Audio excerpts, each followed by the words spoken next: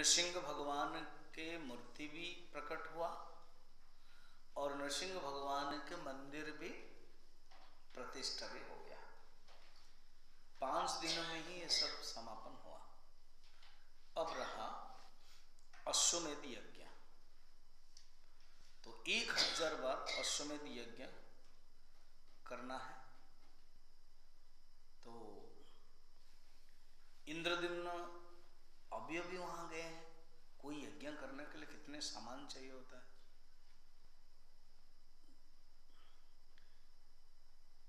उन्होंने क्या किया, सब देवताओं का आह्वान किया और भारतवर्ष के जितने राजा लोग थे सबको भी आह्वान किया कि सब अपने अपने संपत्ति, धन, राजा, राज्य, प्रजा, सैन्य, कारीगर लेकर के आओ। उनका प्रभाव है जनश्रुति में। पहले से पता था कि एक धार्मिक है, यही राजा ही जगन्नाथ मंदिर बनाएंगे, इसलिए सब उनकी बातों को मान करके आए। 1000 पंडित लोग आए और सब लोग बैठे। उन्होंने सबके लिए एक सुंदर पूजा किया और इंद्र देवता लोग भी आ गए। वो लोग भी इंतजार कर रहे थे। कहानी को याद करो, जब भगवान अदृश्य हो गए थे, आकाशवाणी हुई थी कि ठीक समय पर ब्रह्मा तुमको बताएंगे। तो ब्रह्मा ने कहा कि अभी 1000 अश्वमेध यज्ञ करेंगे, तुम लोग जाओ, तुम्हारा भी स्थान होगा, तुम लोगों को भी पूजा करेंगे। तो इंद्र को भी उन्होंने पूजा किया, देवताओं को पूजा किया।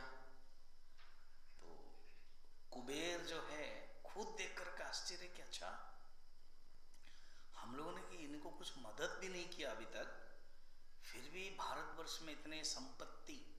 पुराने काल में ना द्रविणम यज्ञ होता था, जैसे अनेक प्रकार यज्ञ होता था। प्राजापत्य यज्ञ, पुत्र उत्पन्न के लिए, अश्वमेध यज्ञ, राजस्वी यज्ञ, ये दोनों राजा लोग करते हैं।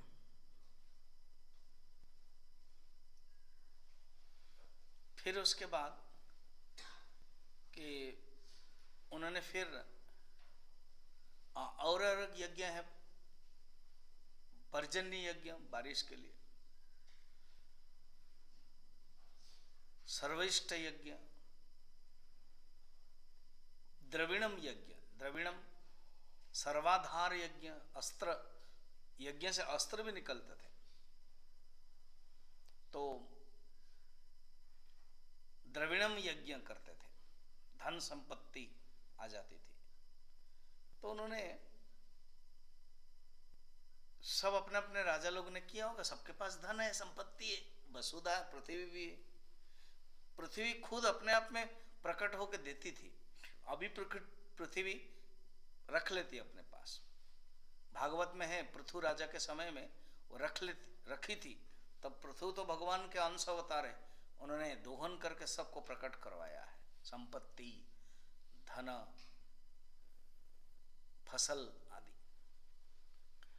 वर्णन है कि ये जो नगर के जो प्लान हैं, नगर, ग्राम आदि, ये सब पृथु राजा पहले बनाया था, उन्होंने सेटिंग किया था। वर्णन है भागवत में। तो सबको कुबेर भी आश्चर्य हो गए। इस प्रकार के उन्होंने 1000 यज्ञ किया। कुछ कम नहीं है, एक यज्ञ करने में तकलीफ होता है। और उसमें यज्ञ में क्या क्या नहीं दिया, सब ब्राह्मणों को, पंडितों को दान आदि दिया। भोजन आदि प्रत्येक दिन रोज भोजन व्यवस्था, सबको 999 यज्ञ समापन। बहुत वर्ष लगा होगा। तो 999 जब हो गया, अब लास्ट बाकी है। अब नारद जी हैं, नारद जी उपदेश देते हैं। जहाँ गुरु है और नारद जैसे सर्वज्ञ ज्ञानी है, ब्रह्मा के डायरेक्ट पुत्र है, द्वितीय ब्रह्मा कहते हैं उनको। भगवान के नाम को छोड़कर और उनको कुछ दिखाई नहीं देता। कितना सुंदर है ना। माने किसी व्यक्तित्व के बारे में अगर इतना प्रशंसा किया जाए कि आपको कुछ नहीं दिखा देता। जैसे आपको केवल कोर्स ही दिखाई देगा तो जानना कि आप साधक हो। ऐसे आप लोगों के बारे में, जैसे अभी वो आए थे पटियाला से, वो अम्मा बोल रहे थे ब्रह्मचर्य श्लोक बहुत अच्छे हैं, चैंटिंग बहुत अच्छा कर रहे हैं, मुझे बता रहे थे, मुझे भी अच्छा लगा। है भी तुम लोग करते हो, बस उसको और प्यार से कंटिन्यू करते रहो। कोई भी आते हैं, बॉम्बे वाले आए थे भी अच्छा लगा था उनको, हो गया। और लोगों उनको हैरान मत किया करो।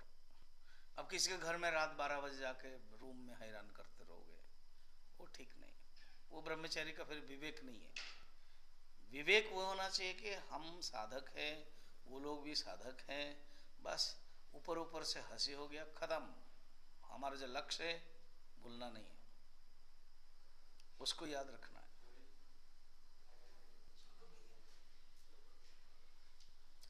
लक्ष्य को भूलना नहीं है और माइक को भी भूलना नहीं है ऑन करने के लिए,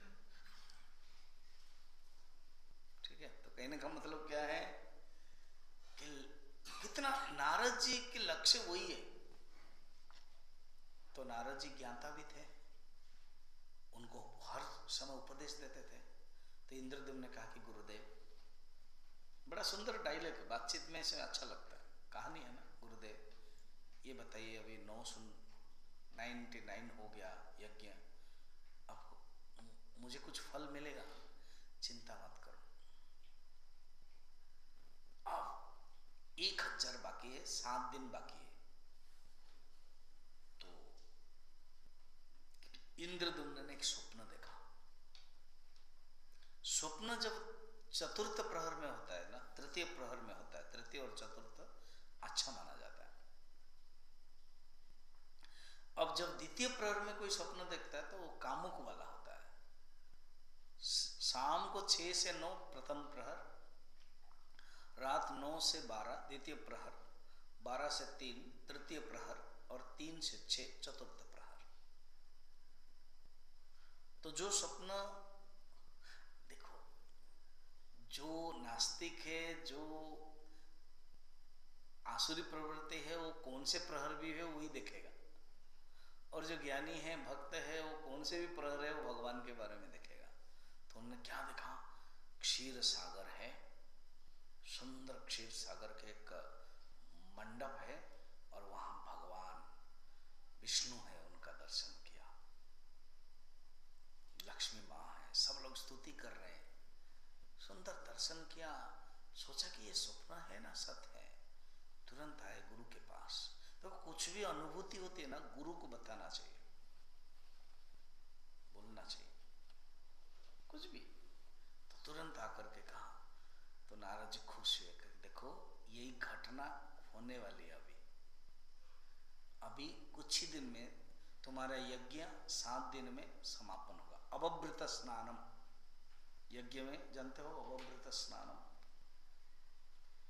तो अब यज्ञ लास्ट में जब स्नान करते हैं, अवभृत स्नानम भागवत के, या जब यज्ञ करते हैं, स्नान के एक विधि है। तो अभी 7 दिन में समापन होने वाला, देखना। अरे अभी तुम बताओ मत किसी ब्राह्मण को, किसी को, क्योंकि जो कुछ चीजें हैं ना गुप्त रखना है। तो नारद जी ने कहा। तो बैठे हैं सभासद में, समापन होने वाला है यज्ञ। तब प्रहरी लोग खबर आए कि हे राजन, पहले जो समुद्र होता ना उसमें अलग अलग, तुम भी कहीं नदी समुद्र देखते होंगे, अभी भी एक जगह पर घाट बनाया जाता है, ये स्नान कर सकते हैं। एक जगह पर नौका आएगा रहेगा। तो एक बेष्म गृह, बेष्म माने स्नान, स्नान गृह बनाया था। तो वहां पर एक विराट लकड़ी, वो भसते भसते आया, और वो बोल रहे कि आश्चर्य है। पढ़ो श्लोक 21 नंबर। मंजिष्टवर्ण सर्वत्र शंखा शंखचक्रांकित प्लवन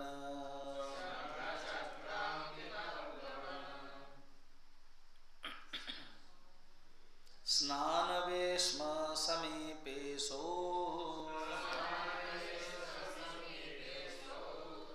दृष्टोऽस्माभिः परोद्भूतः। हे राजन, अस्माभिः दृष्टः, हमारे द्वारा ये देखा गया, हम लोगों ने देखा है। क्या देखा तुमने? मंजिष्ठ वर्ण।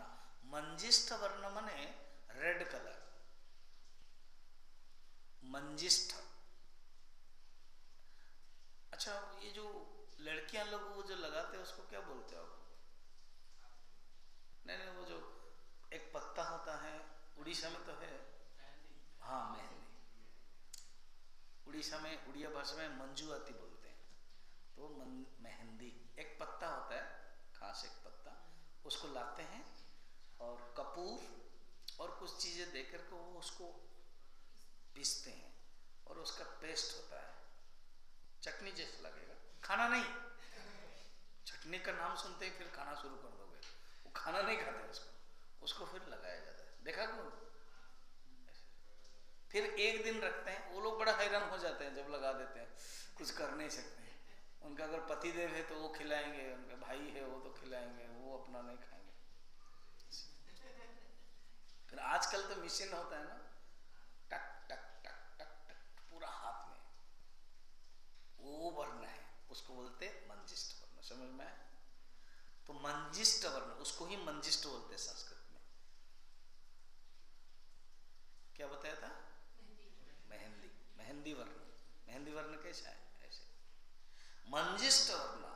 क्या पता है? लकड़ी में विराट लकड़ी है, शंख चक्र गदा, शंख चक्र चिन्ह, प्लवन। प्लवन माने भासते हुए आया। स्नान वेश, कहाँ? स्नान गृह में। और हमने देखा, अद्भुत है ये, न दृष्ट पूर्व, ऐसे पहले तो कभी किसी ने नहीं देखा था। सूर्य जैसा प्रकाशित हो रहा है। और बताइए, ये साधारण नहीं है। ये जो द्रुम है, द्रुम माने पेड़, ये जो पेड़ है ये साधारण नहीं है। तो बताइए क्या करना है? तो नारद जी का देखा, अभी बताया नारद, तुमने जो स्वप्न देखा था ना, मैंने कहा था कुछ होने वाला है, यही है। भगवान आए हैं, भगवान लकड़ी के रूप में आए हैं तुम्हें खुश करने के लिए। चलो स्वागत करते हैं। सब लोग गए, वाद्य, शंख आदि, आरती आदि किया गया, उसको लेके आए। उसको लेके आए तो वर्कशॉप में रखना पड़ेगा। वर्कशॉप समझ रहे हो? उसको क्या बोलते हैं? वर्कशॉप को कार्यशाला। तो कार्यशाला में रखना, उसको बोलते गुंडीचा मंदिर। अब तुम लोग तो ज़्यादा जानते नहीं हो थ्योरी भी, ये थोड़ा सा जानती होगी। तो गुंडीचा मंदिर में रखा हुआ है। ऐसे साधारणतः एक गलत धारणा है, गुंडीचा अर्थ है इंद्रद्युम्न का महारानी का नाम गुंडीचा, ऐसा नहीं है। तो जगह का नाम गुंडीचा है, वहाँ रखा गया। और आकाशवाणी हो गई। क्या आकाशवाणी हो गई? इसको तुम बनाओ। आकाशवाणी क्या होगी? देखो नेक्स्ट श्लोक देखना। तत्र विस्मयमानानां सर्वेषामेव शृण्वताम् अपौरुषेय भगवान् अविचार पथे स्थितः। ये जो सुनो, तत्र विस्मय मानाना, विस्मयकारी आकाशवाणी हो गई, क्योंकि भगवान है ये, पुरुष है। अविचार, विचार के पथी में नहीं आता है। यथो वाचो निवर्तन्ते अप्राप्य मनसा सा, इसको तुम विचार नहीं कर सकते। क्वेश्चन नहीं है, नो क्वेश्चन, नो तर्क, नो विचार। ये भगवान की लीला है। भगवान ऐसे ही आने चाहते हैं लकड़ी के रूप में। इसलिए काम करो, क्या इस महावेदी जो बनाया तुम लोगों ने, उसको रखो यहाँ पर। और एक इंजीनियर आएगा, वो है देवताओं का आर्किटेक्ट है, उसका नाम विश्वकर्मा है। वो आकर के 15 दिन तक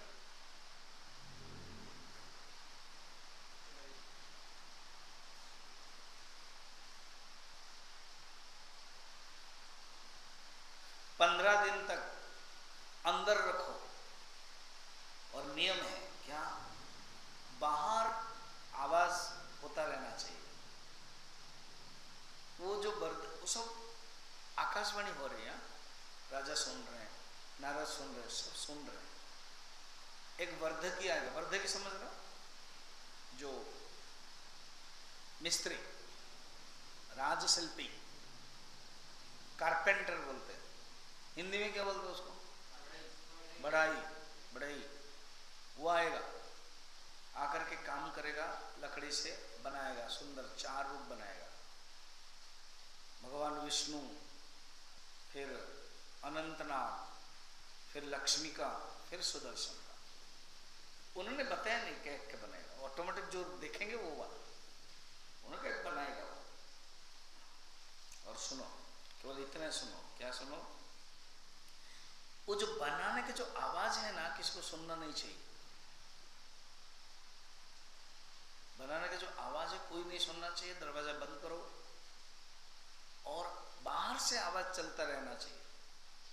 कहते अगर ऐसे कोई करेगा ना, दुर्भिक्ष हो जाएगा। दुर्भिक्ष माने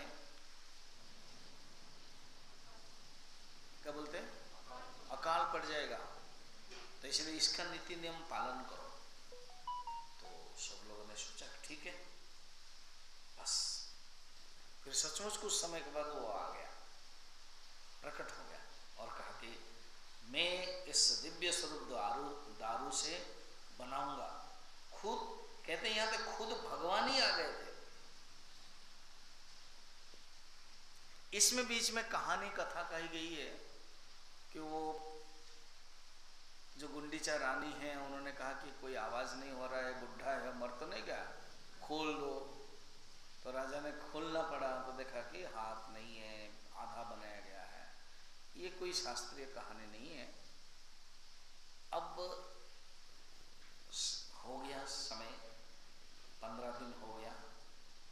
तो जब उधर सब लोग अपना आवाज कर रहे हैं, इसी बीच में जब 15 दिन हो गया बना के वो अदृश्य हो गए। कैसे बना है वो देखना। 23 शंख चक्र गदा पद्मा लसद्बाहु जनार्दन गदा मुसल चक्राब्जम धारयन् पन्नगाकृति छत्राकृति फणा सप्त मुकुटो ज्वलकुण्डलः सुभद्रा चारुवदना वराज्या भयधारिणी। किस प्रकार के बना ना, वो कह रहे मैंने जो देखा है, जैमिनी ऋषि बोल रहे हैं, जान रहे हैं, कहते देखो कि 15 दिन में उन्होंने बना दिया है चतुर्मूर्ति, 4 प्रकार का मूर्ति बनाई। ये जो लकड़ी है ना दारू, वो क्या है समझ लेना, भगवान विष्णु के एक रोम से निकला। रोम समझ रहे हो, रोम से निकला और रोम भसते भसते भसते एक अपरूप लकड़ी, विराट लकड़ी बन करके आया। रोमांकता, रोमांच से आया, अर्थात भगवान ही अपने लीला करके इस रूप में आए। तो ये 4 रूप बनाया। 4 रूप में जनार्दन, जनार्दन भगवान विष्णु, बलराम, अनंतनाग बलराम बन रहे हैं, सुभद्रा जो माता लक्ष्मी थी ना पहले, वो अभी सुभद्रा बन रहे हैं, और चक्रारा सुदर्शन सिंहासन में बैठे। शंख चक्र गदा पद्म, जनार्दन के शंख चक्र गदा पद्म विराजित है। अनंत देव गदा मुसल चक्र चिन्ह धारण किए हुए। फिर सप्ताफण छत्राकृति धारण किए हुए। चारुवदनी सुभद्रा माता सुंदर हाथ में अन्य हस्तावय मुद्रा धारण किए हैं। वही सर्व चैतन्य रूपिणी लक्ष्मी ही इसी मूर्ति में आ गए हैं। कृष्णावतार के समय में रोहिणी के गर्भ से जो जात हुए हैं, वो ही सुभद्रा उनकी बहन के रूप में, अर्थात लक्ष्मी ही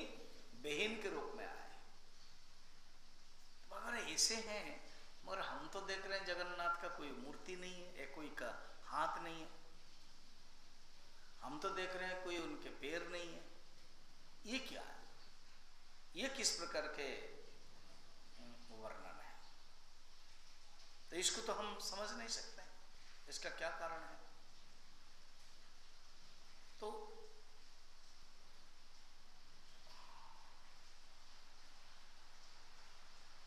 देखो, जैसे विश्वावसु ने तपस्या किया था,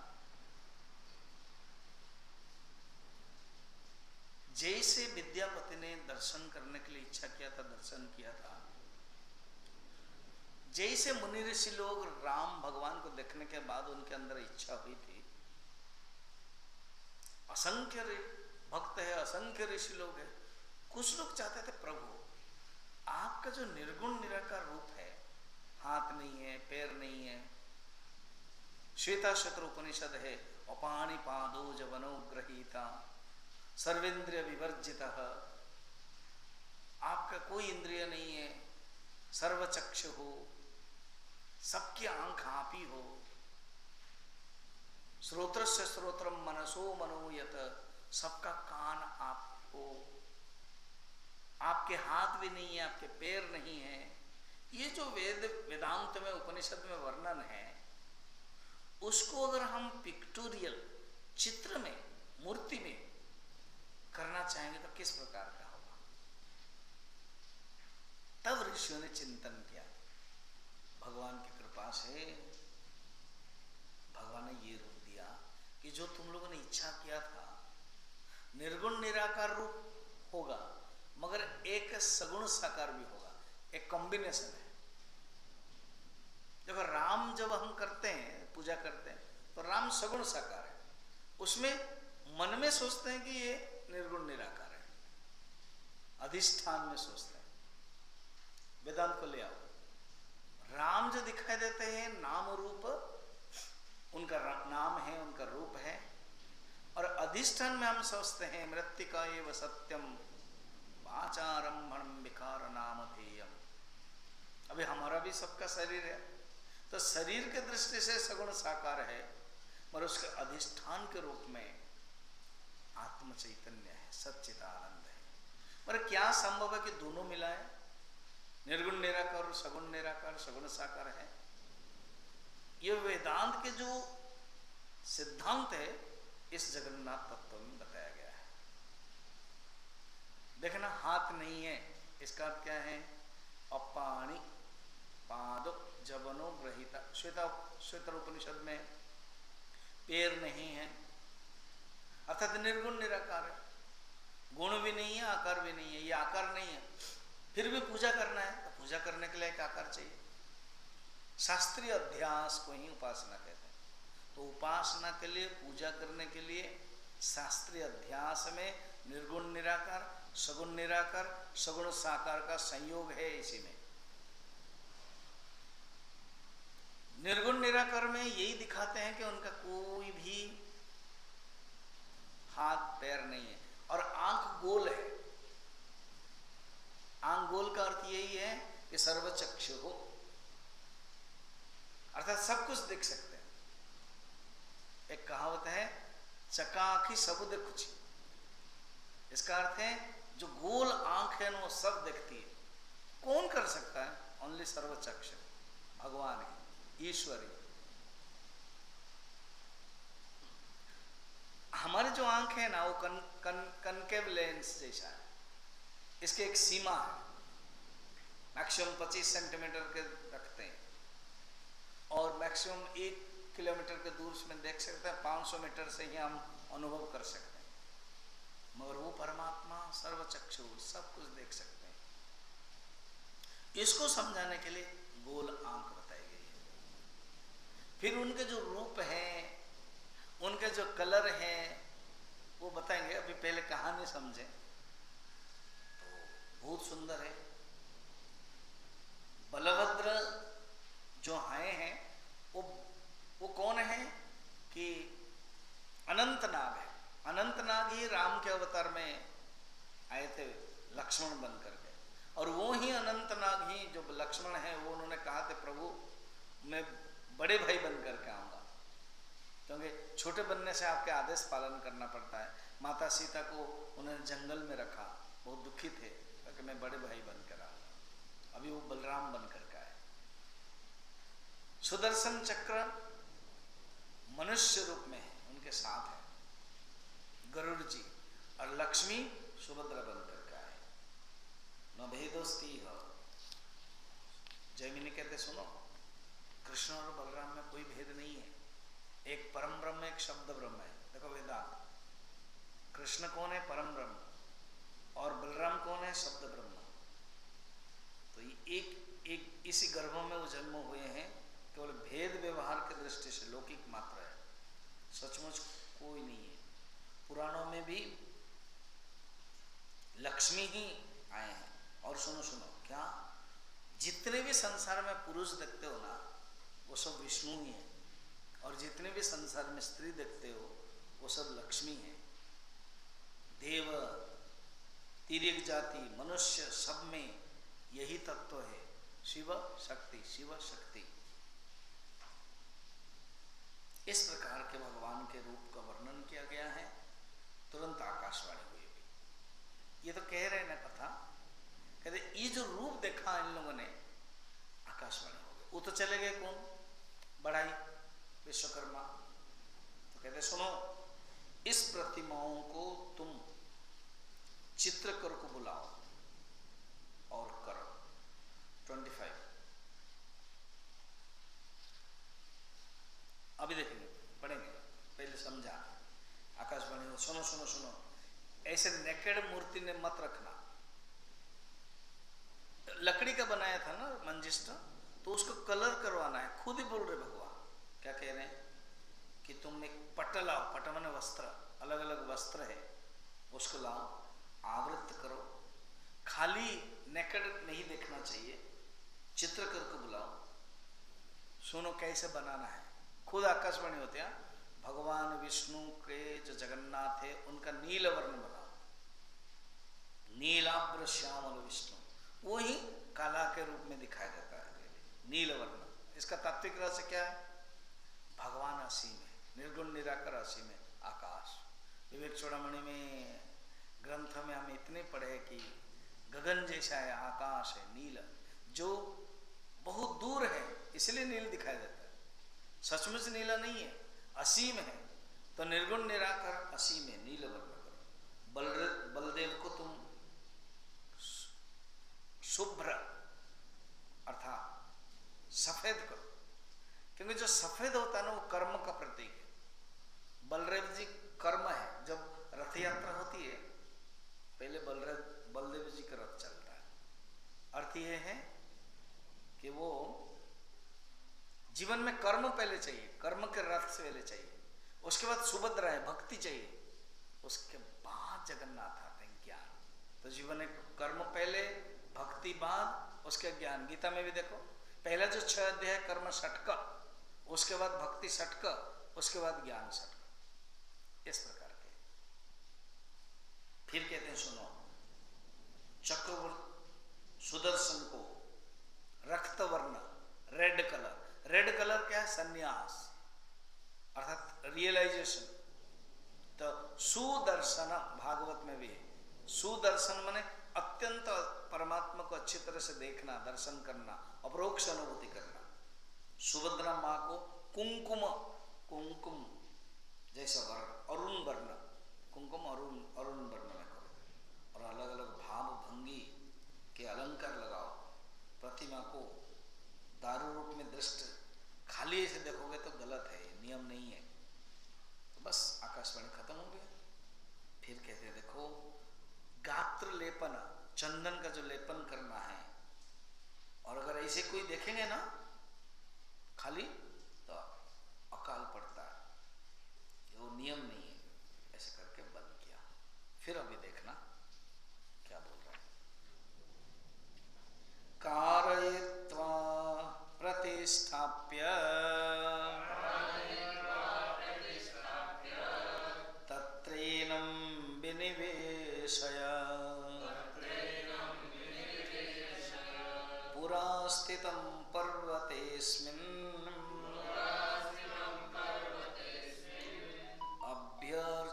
दर्शयति माधवम। अभी अगर लिटरली तुम लोग जगन्नाथ मंदिर और जो गुंडीचा मंदिर है ना, फर्क है लगभग 1 किलोमीटर है। तो वहां कहते जो पहाड़ के ऊपर, क्योंकि ये तो समुद्र के किनारे हुआ, जो पहाड़ के ऊपर नील माधव के रूप में, उस समय नाम भगवान का था नील माधव, श्यामल वर्ण थे भगवान। वो जो विद्यापति ने जो देखा, देवता लोगों ने जो किया, जो अदृश्य हो गए, वहीं पर मंदिर बनाओ। कार्यत प्रतिष्ठाप्य तत्र येनम विनिवेश है, वहीं रखो। कौन बोल रहे? देखो ये सब आकाशवाणी हो रही है, ये भगवान का ही हो रहा है। भगवान ही सब कुछ करवाते हैं। Everything is being directed by Lord. खुद नारद जी भी मन में जानते हैं कि मैं एक निमित्त मात्र हूं, मुझे कहा गया है करना। ब्रह्मा ने कहा कि तुम जाओ, जब तक प्रतिष्ठा नहीं होगा वहीं रहो, और प्रतिष्ठा में आऊंगा। ये भगवान की इच्छा। नारद जी भी इंस्ट्रूमेंट, ब्रह्मा खुद इंस्ट्रूमेंट है। आकाशवाणी हुई, सुनो। ये जो नरसिंह मंदिर प्रतिष्ठा किया, उसके उत्तर भाग में प्रशस्त विस्तीर्ण जगह है। उसी जगह पर एक प्रासाद निर्माण करो, एक मंदिर प्रतिष्ठा करो, मंदिर तैयार करो, और ये जो देवता है 4 वहीं रखोगे। और पूर्व काल में विश्वावसु इसी को ही पूजा करते थे। जहां पर अप्रकट हो गए ना, वहीं पर ही भगवान पूजा होते थे। देखो लिखा हुआ है, श्लोक जो पढ़ा, पूरा स्थित पर्वते अस्मिन् अभ्यर्चयति माधव। वो जो माधव है अर्थात भगवान विष्णु, विष्णु का नाम माधव, मां माने लक्ष्मी, धव माने स्वामी, लक्ष्मी के जो स्वामी भगवान विष्णु को यहीं पर वो पूजा करता था। कौन? विश्वावसु। देवता लोग भी पूजा करते थे। इसलिए हे राजन, तुम उसी अनुसार करो। तो भी करने के लिए तैयार करना ही पड़ेगा, ठीक है। तो अभी नारद जी भी उनको बता रहे हैं कि यस। इसी समय क्या हुआ, मंदिर प्रतिष्ठा करने के लिए दारू मूर्ति की स्तुति किया उन्होंने। इंद्रदम्न ने बहुत ही सुंदर स्तुति किया। फिर अलग अलग नाम से बहुत बड़े स्तुति है ये। प्रभु मेरा कितना भाग्य है कि मैं आपको दर्शन कर रहा हूं। इसी बीच में एक ऋग्वेद ब्राह्मण प्रकट हो गए। इसी कथा से पता चलता ना, ये मनुष्य के रेल्म की बातें नहीं है। कहीं ना कहीं वो भगवान ही सब इच्छा करते हैं, प्रकट करते हैं। अब जैसे रामायण में हम, क्योंकि हम कथा से समझ सकते हैं, भगवान की इच्छा है माता सीता का हरण होना। एक बार लक्ष्मण जी लकड़ी लाने के लिए गए थे, तो माँ सीता है और राम है। कह रहे हैं सीते, आप, हम लोग लीला करेंगे, मुझे रावण को भी मारना है, मुझे अन्य अन्य सब कुछ करना है। क्या आप पावक प्रवेश करेंगे? आप अग्नि में प्रवेश कर लीजिए, पावक में। और एक दूसरी सीता, छाया सीता निकाली। तो समझ गए भगवान लीला करेंगे। देखो तो वही हो रहा। माता सीता चली गई, फिर छाया सीता आई। रावण जो पकड़ा ना, वो छाया सीता को पकड़ा। और फिर अग्नि परीक्षा हुई, तो उसमें छाया सीता चली गई, ओरिजिनल सीता आ गई। अर्थ क्या है? भगवान के सब इच्छा है, ड्रामा कर रहे हैं। यहां पर भी ऐसे एक ब्राह्मण आया और कहा, सुनो सुनो सुनो, तुम लोग इसको प्रतिमा मत समझना। ये एक पत्थर मूर्ति है, लकड़ी मूर्ति है, इसे समझना नहीं है। कोई भी साधारण प्रतिमा लकड़ी का रूप है, ऐसे बिल्कुल मत समझना। तो क्या है? केवल भगवान के ही ये लीला है। दर्शन करेगा तो वो भगवान का ही दर्शन करना है। उसने प्रचार किया और वो भी अदृश्य हो गए। और इसको हे राजन उन्होंने कहा भी, आप अपना सब कीजिए, खुद ब्रह्मा आएंगे प्रतिष्ठा करेंगे। तो जब सब हो गया, काम चल रहा है, सब राजा लोग आ रहे हैं, काम हो रहा है, तो नारद जी ने कहा सब तो हो रहा है काम, मैं जा रहा हूँ भगवान ब्रह्मा के पास, माने पिताजी के पास, मैं बुला कर लाऊंगा। तो इंद्रदम्न ने कहा कि नियम के अनुसार यजमान तो हम हैं, हमें बुलाना चाहिए, तो क्या हम जा सकते हैं? इनके पास भी पुष्पक विमान था। ये जो पुष्पक विमान हम लोग कहानी सुनते हैं, रावण ने चोरी करके ले आया था कुबेर से, ये उसके पहले इनके पास पुष्पक विमान था। और उस पुष्पक विमान की यही कथा है, विशेषता, कम करेंगे बढ़ा करेंगे, इच्छा करेंगे, वो सब आएगा।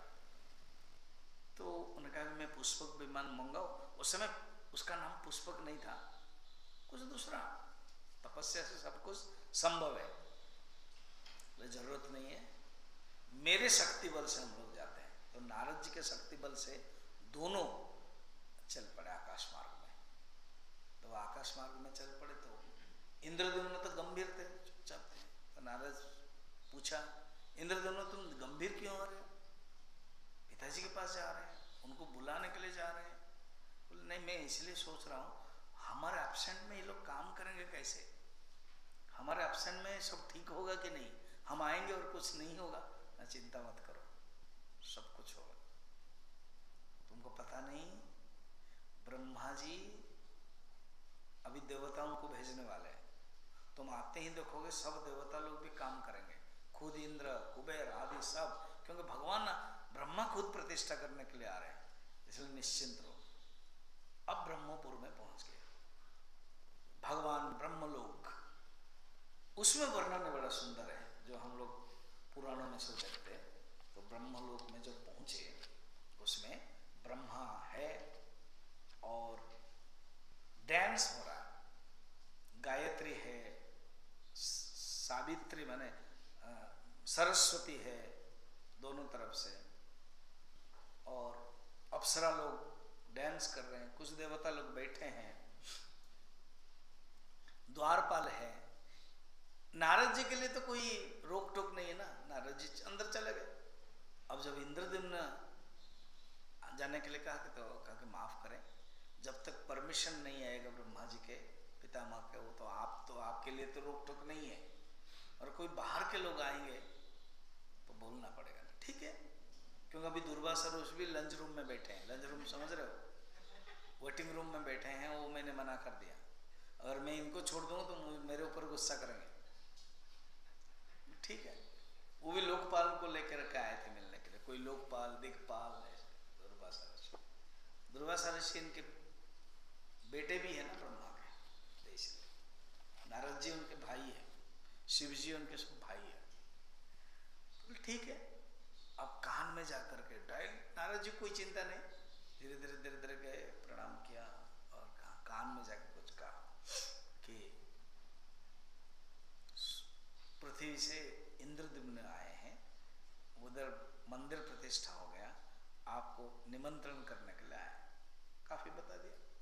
तो नहीं ऐसे किया,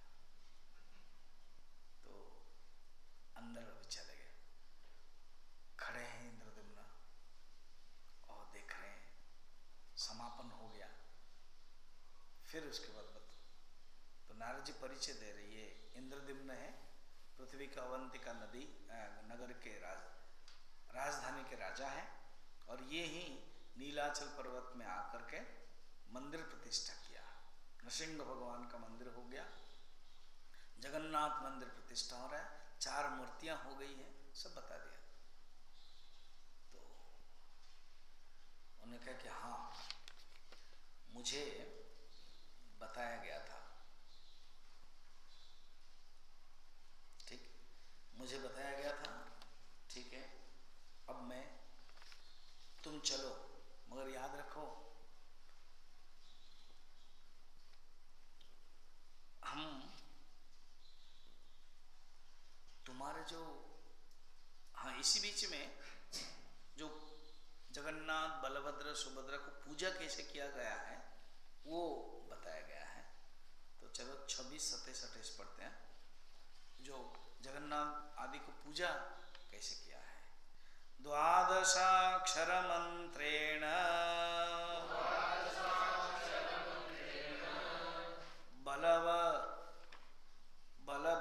बलभद्रमपूजये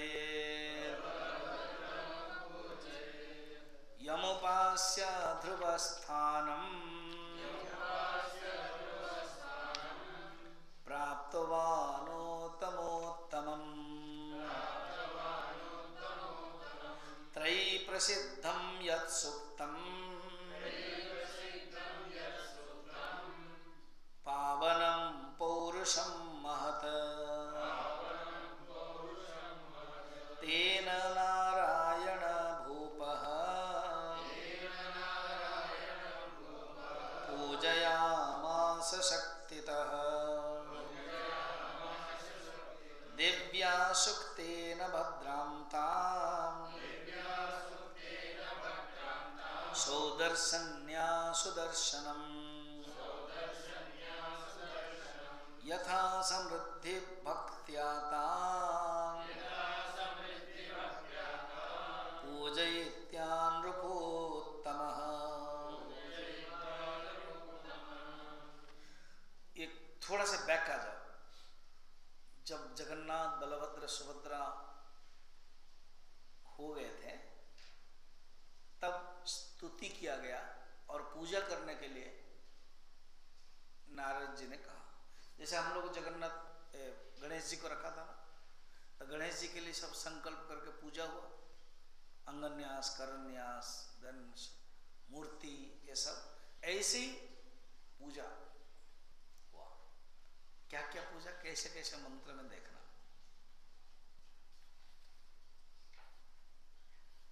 कहते हैं द्वादश अक्षर मंत्र। द्वादश अक्षर मंत्र माने कौन सा? ओम नमो भगवते वासुदेवाय। इस मंत्र में बलभद्र को पूजा किया गया, क्योंकि पहले ही बताया कृष्ण और बलभद्र परम ब्रह्म और शब्द ब्रह्म एक ही, अलग अलग नहीं है। तो द्वादश अक्षर मंत्र ने पूजा किया गया है, जिसकी पूजा से सर्वोत्तम ध्रुव ने भी प्राप्त किया था उस परमात्मा को। ओम नमो भगवते वासुदेव उन्होंने प्राप्त किया था ना। यमोपास्य ध्रुव ने प्राप्त किया था इसी। फिर उसके बाद त्रयी प्रसिद्धम यत् सूक्तम, 3 वेदों में, त्रयी माने 3 वेदों में पावनम पौरुष सूक्त, पुरुष सूक्त जो प्रसिद्ध है, तीनों वेद में ही है ये पुरुष सूक्त, उससे जगन्नाथ को पूजा किया गया। थोड़ा सा पढ़ लो। ओम सहस्रशीर्षा पुरुषः सहस्राक्ष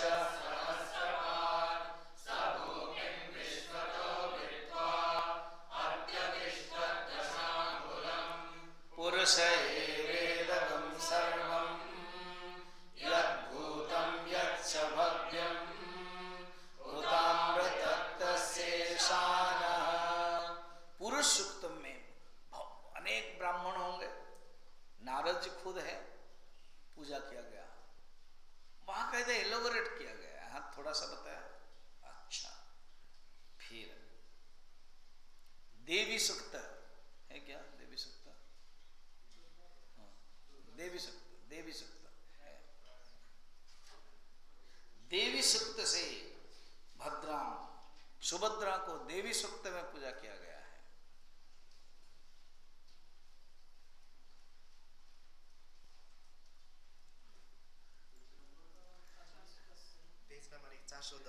हाँ, ये है देवी सूक्त 410।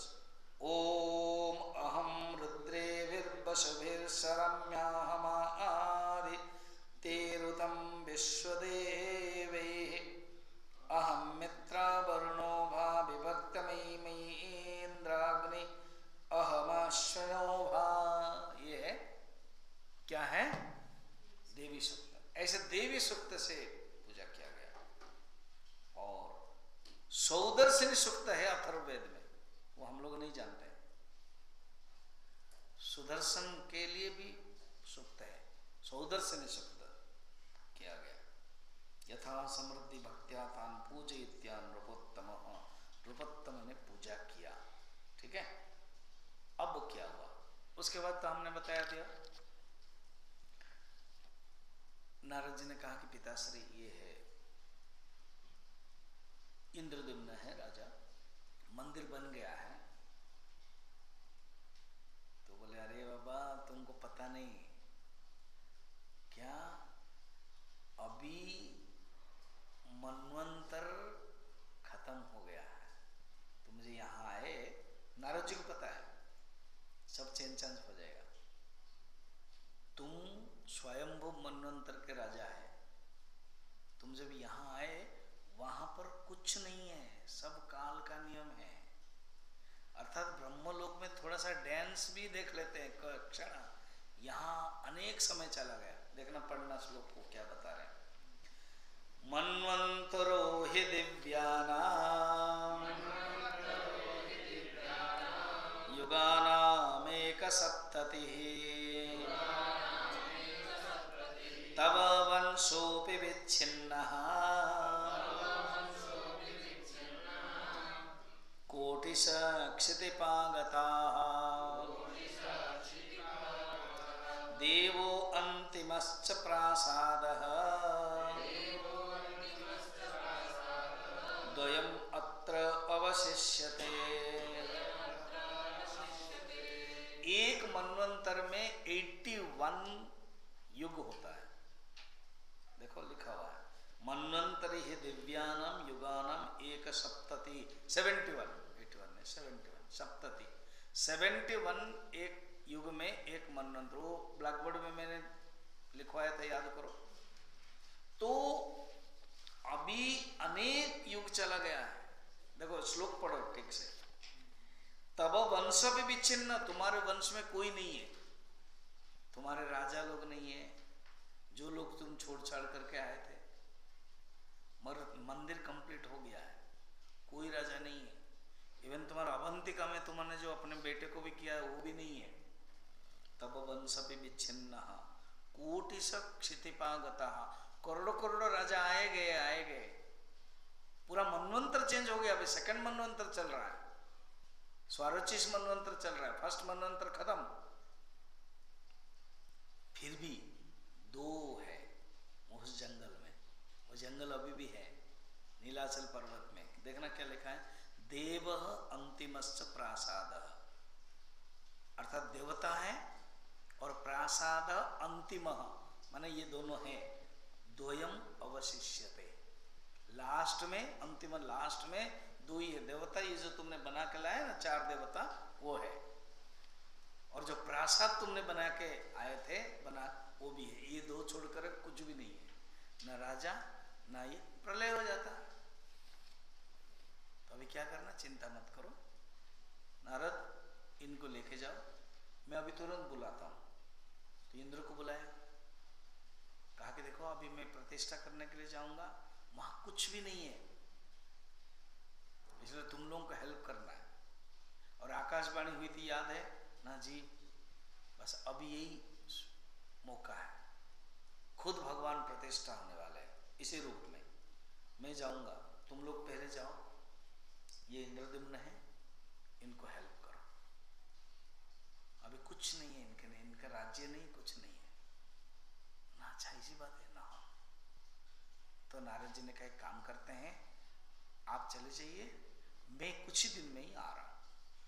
इंद्रद्युम्न ने कहा ठीक है, क्योंकि वो पहले भी ऐसे किया था, 5 दिन कुछ पूजा कर रहे थे।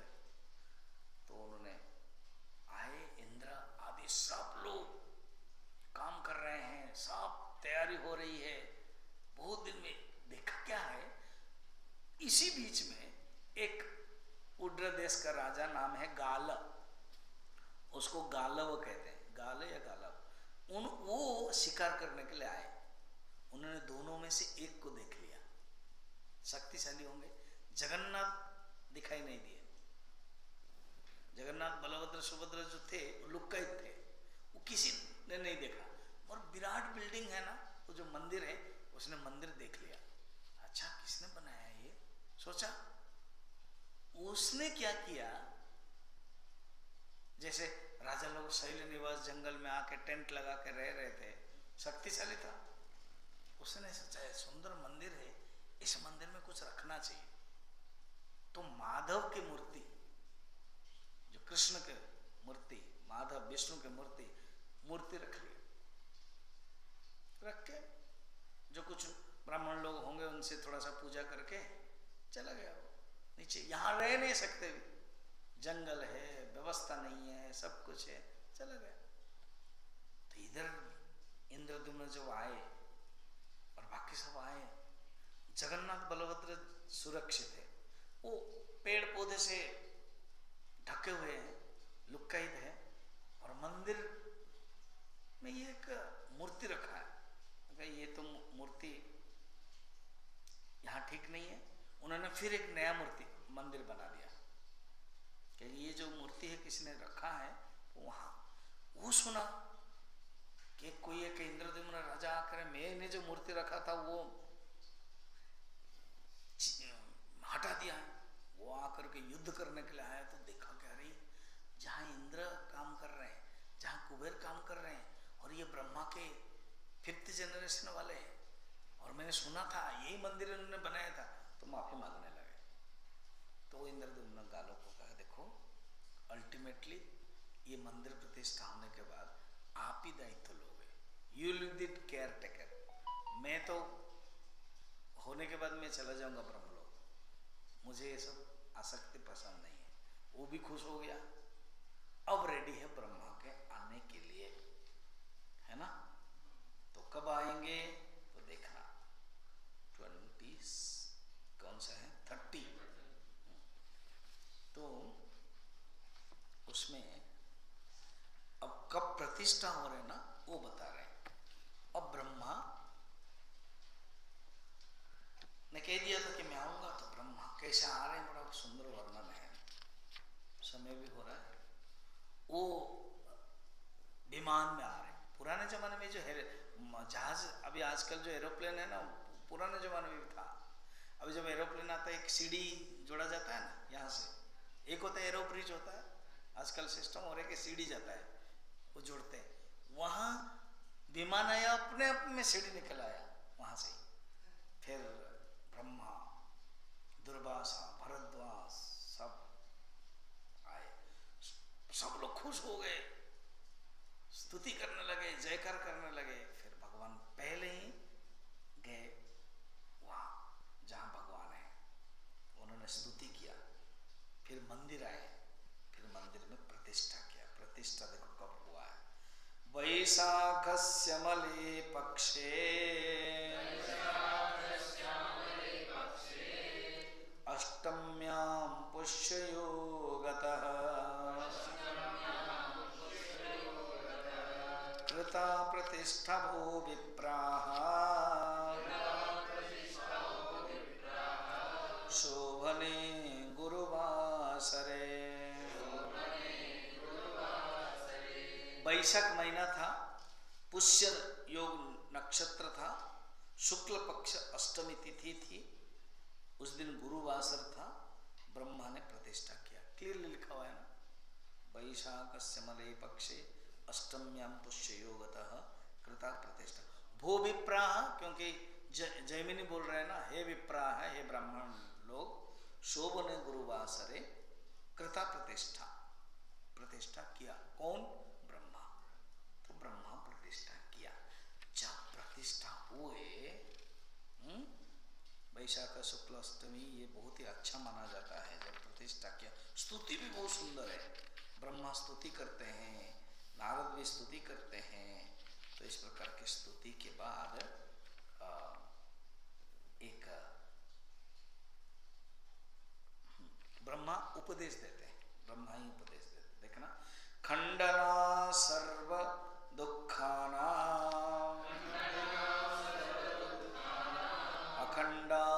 अखंडानंददानतः स्वभावादारुरूपो हि परं ब्रह्म विधीयते।